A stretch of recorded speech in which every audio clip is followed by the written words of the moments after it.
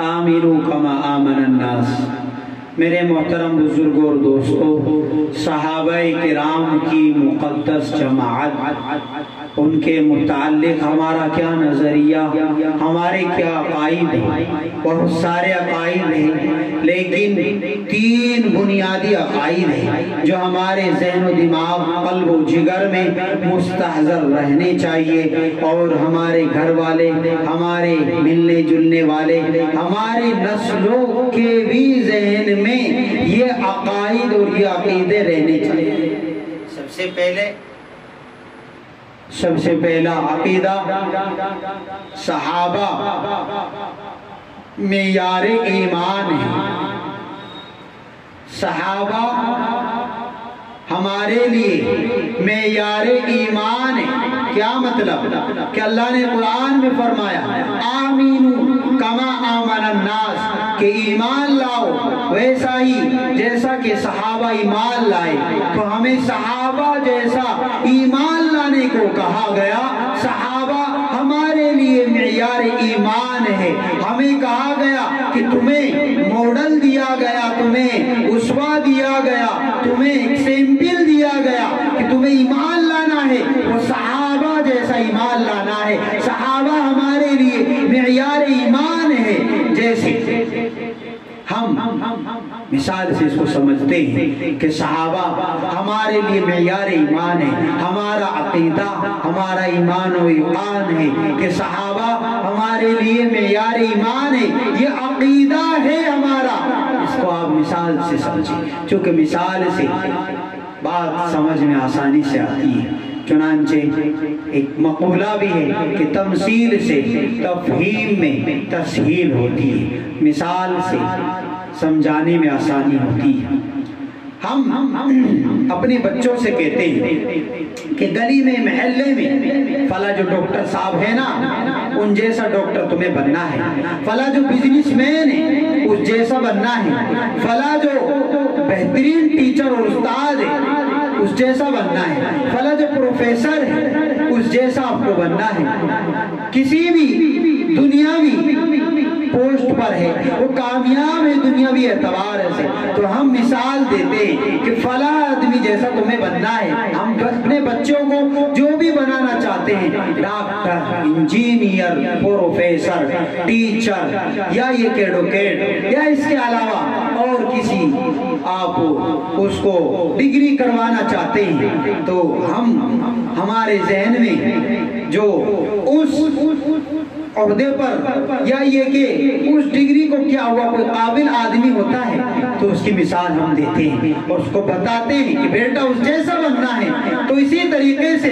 अल्लाह ताला ने कहा कि तुम्हें वैसा ईमान लाना जैसा सहाबा लाए। तुम्हारा ईमान सहाबा जैसा ईमान हो। हमें भी कहा गया कि तुम्हें ऐसा ईमान लाना है जैसा कि सहाबा ईमान लाए। तो सहाबा हमारे लिए मेयार ईमान है।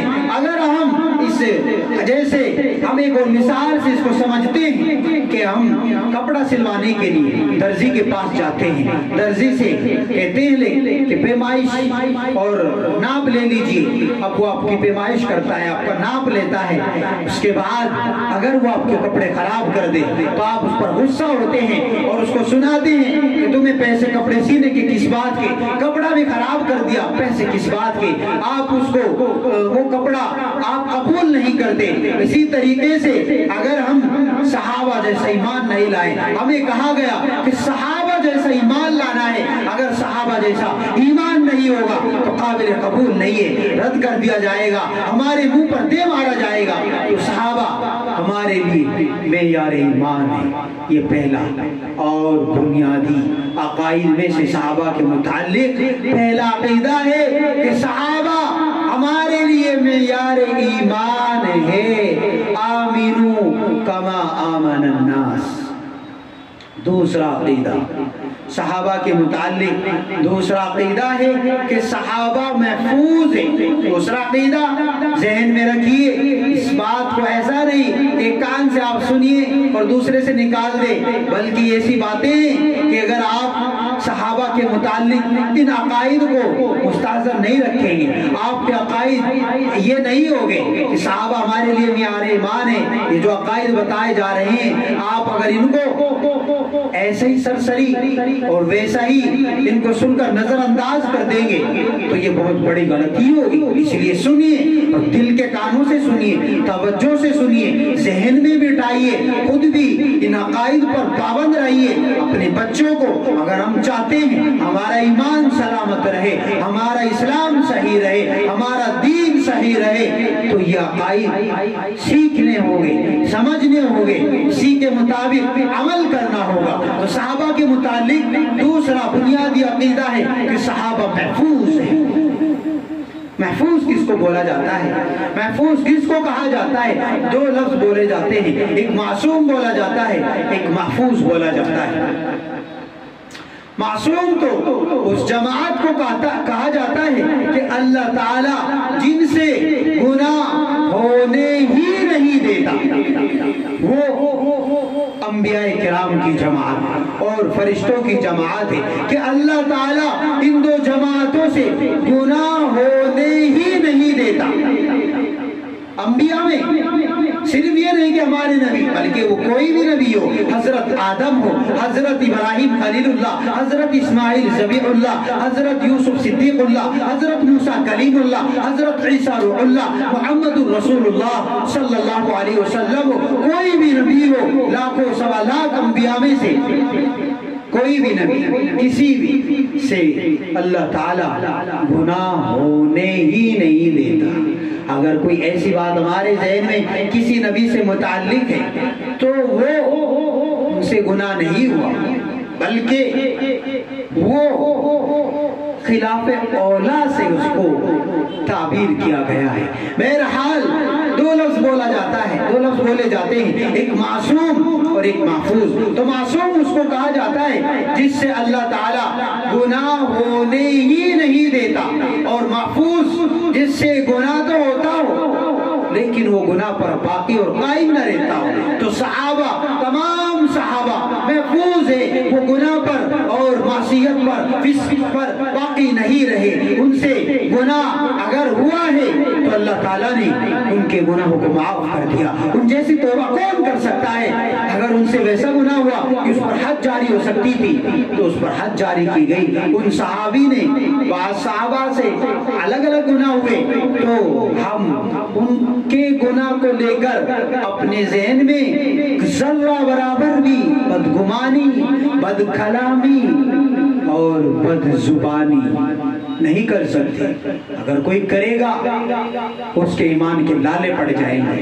صحابہ جن کے متعلق اللہ تعالیٰ نے اپنی رضا اور رضوان کا فیصلہ کر دیا، رضی اللہ عنہم ورضوا عنہ، لقد رضی اللہ عن المؤمنین، کہیں فرمایا محمد رسول اللہ والذین معه اشداء علی الکفار رحماء بینہم تراہم رکعا سجدا یبتغون فضلا من اللہ ورضوانا سیماہم فی وجوہہم من اثر السجود ذلك مثلهم في التوراة ومثلهم في الإنجيل۔ یہ سب صحابہ، یہ آیتیں اولئک هم الراشدون، صحابہ ہی کامیاب ہے، صحابہ ہی ہدایت یافتہ ہے، اولئک هم الفائزون، یہی کامیاب ہے۔ اور جگہ جگہ جا بجا قرآن ان کے تذکروں سے بھرا پڑا ہے۔ صحابہ قرآنی شخصیات ہے، صحابہ جیسے قرآن کو نقل کرنے والے ہیں، جیسے قرآن کو ہم تک پہنچانے والے، ایسا ہی قرآن میں صحابہ ہے، قرآنی مقدس شخصیات ہے صحابہ۔ تو صحابہ صحابہ محفوظ ہے، اگر کسی سے کوئی گناہ بھی ہوا ہے تو اللہ تعالیٰ نے ان کے اس گناہ کو معاف کر دیا، اور ہمارے لیے ہم تو سوچ بھی نہیں سکتے کہ ان سے یہ گناہ ہوا، ان سے یہ گناہ ہوا، بلکہ لکھا، علماء نے لکھا کہ اگر یہ گناہ نہ ہوتا اور یہ بات نہ ہوتی، جیسا کہ جنگ جمل، جنگ صفین یا اس کے علاوہ جو اور گناہ ہوئے، تو ان میں جو مسئلے اس کے بعد ہمیں ملے اگر وہ نہ ہوتے، جیسے کسی ایک صحابی سے چوری ہوئی، اب اس کا ہاتھ کاٹا گیا، اور ایک سے زنا ہوا، اس پر حد جاری کی گئی، تو اگر یہ مسئلے نہ آتے، یہ تو ہمارے لیے چونکہ اسلام ایک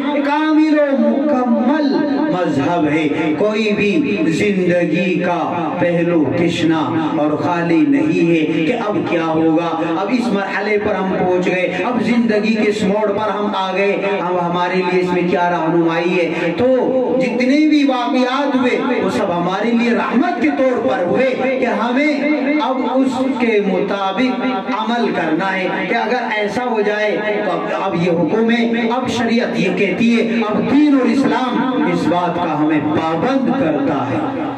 اس لیے صحابہ کے متعلق یہ ذہن میں رکھے کہ صحابہ محفوظ ہے۔ ہم کون ہوتے ہیں ان کی غلطیوں پر تذکرہ اور تبصرہ اور اپنی زبان درازی کریں؟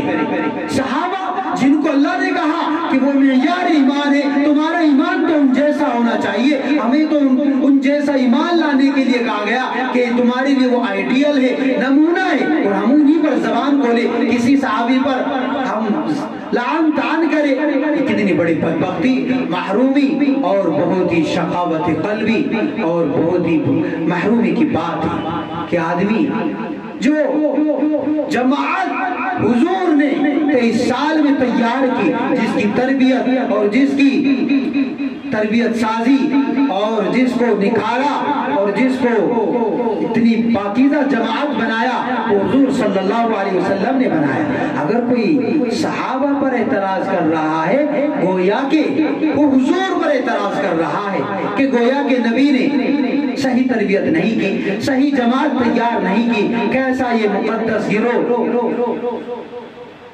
اپنی تربیت میں ناکام رہا، نعوذ باللہ من ذالک، العیاذ باللہ۔ تو اس لیے ہم اگر ان کے بارے میں، کسی بھی صحابی کے بارے میں زبان کھولیں گے تو ہماری پھر خیر نہیں ہے، ہم کس سے پھر اپنی معافی مانگیں گے؟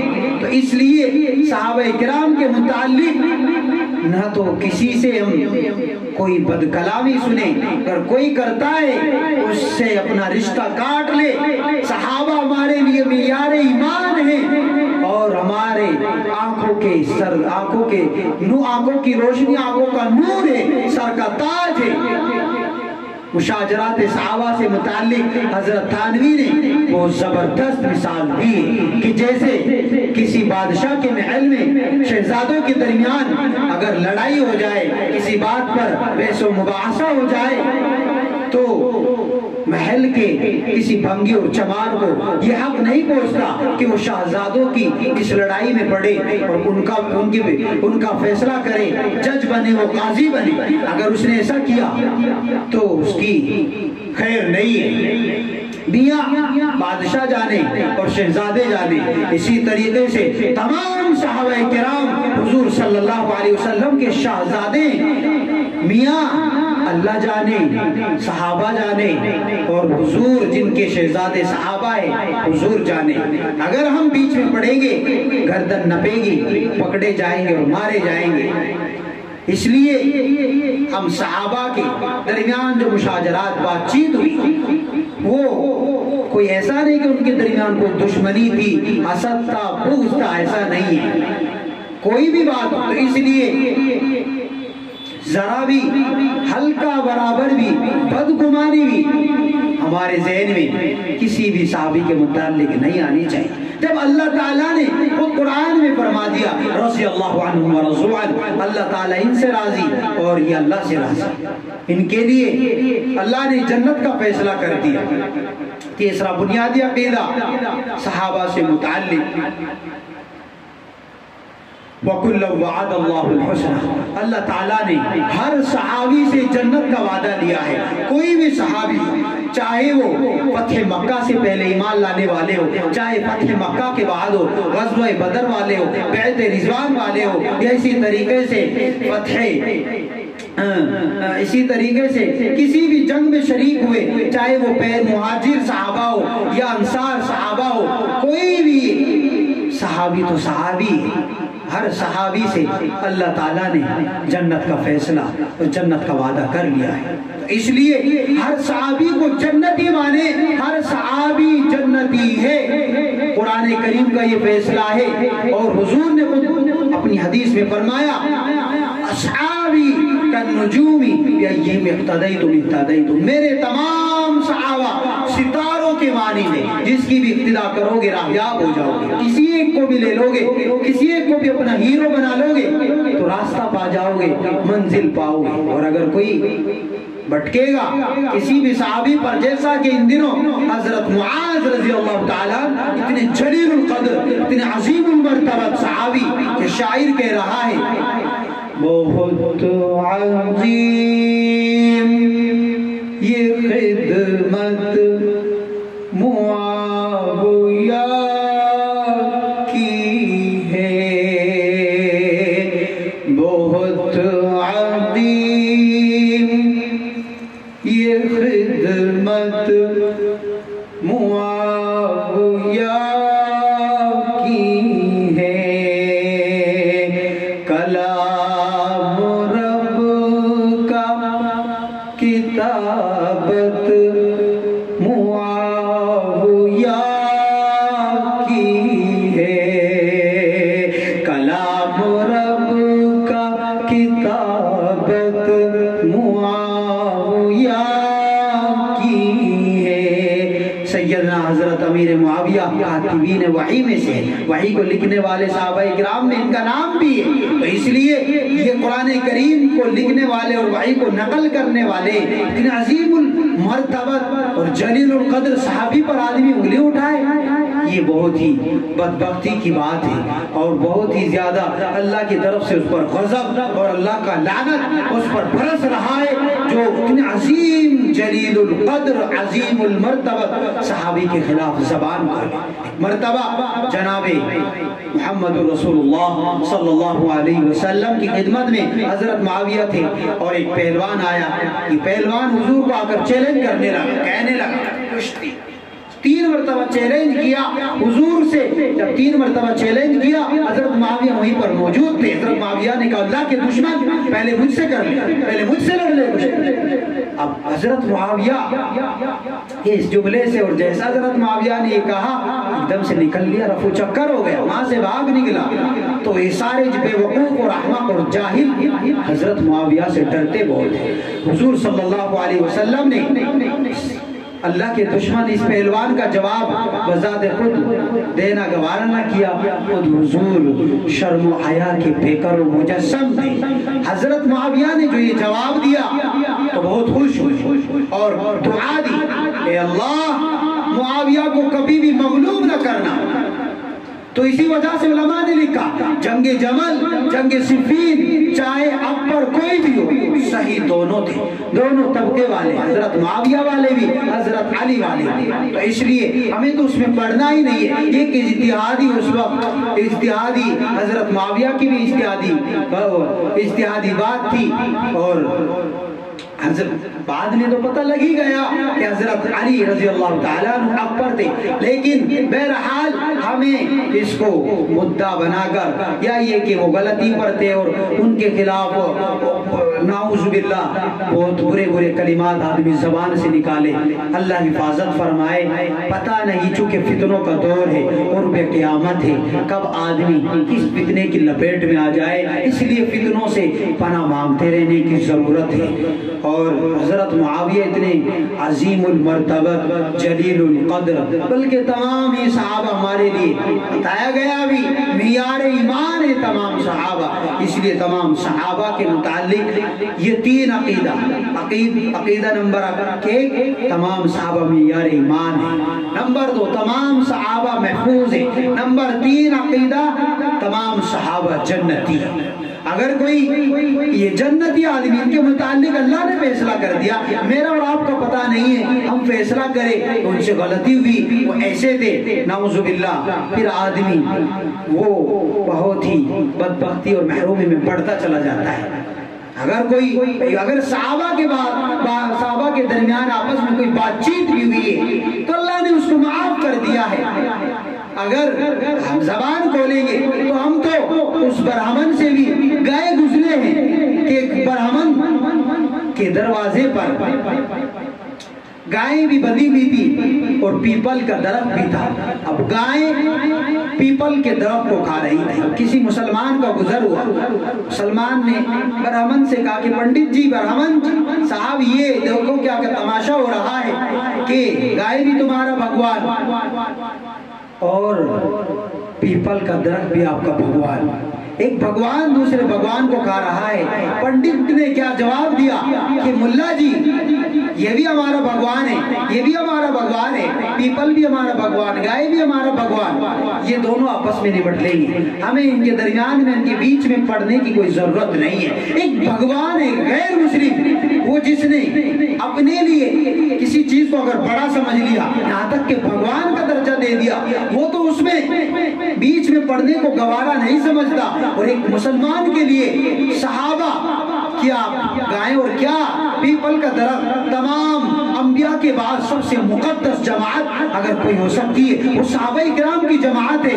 تو اس کی بدبختی اور محرومی اس برہمن سے بھی گیا گزرا ہے کہ اس نے اپنے لیے بڑا سمجھا، اس کو بڑا ہی سمجھے رکھا، اور اس کے درمیان ان کے بارے میں کوئی زبان نہیں کھولی۔ اور ادھر یہ کیسا مسلمان ہے، کیسا مسلمان ہونے کا ڈھنگ رستا ہے کہ صحابہ کے متعلق جن کو معیار ایمان کہا گیا، جن سے اللہ نے جنت کا فیصلہ لے لیا، جن کو اللہ نے محفوظ رکھا، کسی کو بھی گناہ پر باقی نہیں رکھا، آدمی ان پر زبان کھولے، یہ بہت ہی بڑی محرومی کی بات ہے، بہت بڑی غلطی ہے، بہت ہی بڑی بھول ہے جو صحابہ پر بولتے ہیں۔ تو اس لیے ہم اگر کوئی بولتا ہے تو بھنگی، اس طریقے سے حضرت تھانوی نے مثال دی کہ محل کے بھنگی اور چمار کو حق نہیں ہے کہ وہ شہزادوں کے درمیان میں پڑے اور ان کا فیصلہ کرے، اگر پڑے گا وہ تو اس کی گردن نپے گی، مارا جائے گا اور پکڑا جائے گا، میاں شہزادے جانے اور بادشاہ جانے۔ اسی طریقے سے حضور کے شہزادے تمام صحابہ اگر ان کے درمیان پڑے گا تو یہ بھنگی اور چمار سے بھی بدتر ہے، میاں اللہ جانے اور صحابہ جانے اور حضور جانے۔ تو اس لیے تمام صحابہ سے متعلق یہ تین عقائد ہم اپنے ذہنوں میں مستحضر رکھیں۔ اللہ تبارک و تعالی مجھے بھی اور آپ کو بھی عمل کی توفیق عطا فرمائے، صحابہ کے تذکرے کے صدقے ہم سب کی مغفرت فرمائے۔ خاص طور سے اللہ تبارک و تعالی ہمارے فلسطینی بھائیوں کی قدم بقدم، دم بدم مدد و نصرت فرمائے۔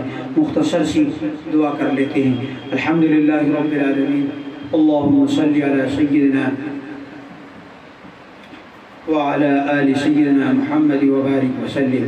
ربنا آتنا في الدنيا حسنة وفي الآخرة حسنة وقنا عذاب النار۔ یا اللہ ہم سب کے گناہوں کو معاف فرما، یا اللہ کریم آقا ہم تمام صحابہ سے متعلق ہم وہی عقائد رکھیں جو اہل سنت والجماعت، اہل دیوبند، علماء حق، اور جیسا حضور نے صحابہ کے متعلق کہا کہ میرے صحابہ کے متعلق کوئی بھی بات اور زبان کھولنے سے ڈرنا۔ اللہ فی اصحابی لا تتخذوا غرضا من بعدی فمن احبهم فبحبی احبهم ومن ابغضهم فببغضی ابغضهم، کہ اگر کسی نے ان سے محبت رکھی اس نے مجھ سے محبت رکھی، اگر ان سے بغض رکھا اس نے مجھ سے بغض رکھا، اور جس نے مجھ سے بغض رکھا اس نے اللہ سے بغض رکھا۔ اس نے اب اگر اللہ آپ کو کوئی آپ سے بغض رکھے گا، آپ کو تکلیف دے گا، اس کا کیا حال ہوگا؟ پارا پارا ہو جائے گا، پاش پاش ہو جائے گا، ریزہ ریزہ ہو جائے گا، اس کے ٹکڑے ٹکڑے ہو جائیں گے۔ یا اللہ جو صحابہ سے متعلق بغض رکھتے ہیں ان کو پارا پارا ٹکڑے ٹکڑے فرما۔ یا اللہ ہمیں ہر فتنوں سے محفوظ فرما۔ یا اللہ اس وقت امت مسلمہ پر خاص وقت پر خاص یا اللہ بہت ہی عجب وقت آ پڑا ہے یا اللہ، ہمارے فلسطینی بھائی بہت ہی کرب و الم، بہت ہی پریشانی اور غذائی بحران کا شکار ہے ہمارے فلسطینی بھائی یا اللہ، بھوک میں تڑپ رہے ہیں، پانی سے ترس رہے ہیں، کھانے پینے کے لقمے سے یا اللہ محروم ہو گئے یا اللہ، معاف کر دیجئے، معاف کیجئے کریم پروردگار، ہمارے فلسطینی بھائیوں کے قدم بقدم دم بدم مدد و نصرت فرما دیجئے، ہم میں سے ہر آدمی کو جو کچھ کر سکتا ہے یا اللہ اے کریم آقا اس کو اپنی ہمت، اپنی وسعت اور اپنی یا اللہ حیثیت کے مطابق یا اللہ وہ آواز اٹھا سکتا ہے آواز اٹھائے، دعائیں کر سکتا ہے دعائیں بھرے، آہیں بھر سکتا ہے آہیں بھرے، روئے سسکیاں لے ان کے لیے تڑپ کر دعائیں مانگے، کچھ نہیں کر سکتا یا اللہ، یہ تو آخری ہمارے لیے آخری کرنے کا کام ہے، یہ تو ہر کوئی کر سکتا ہے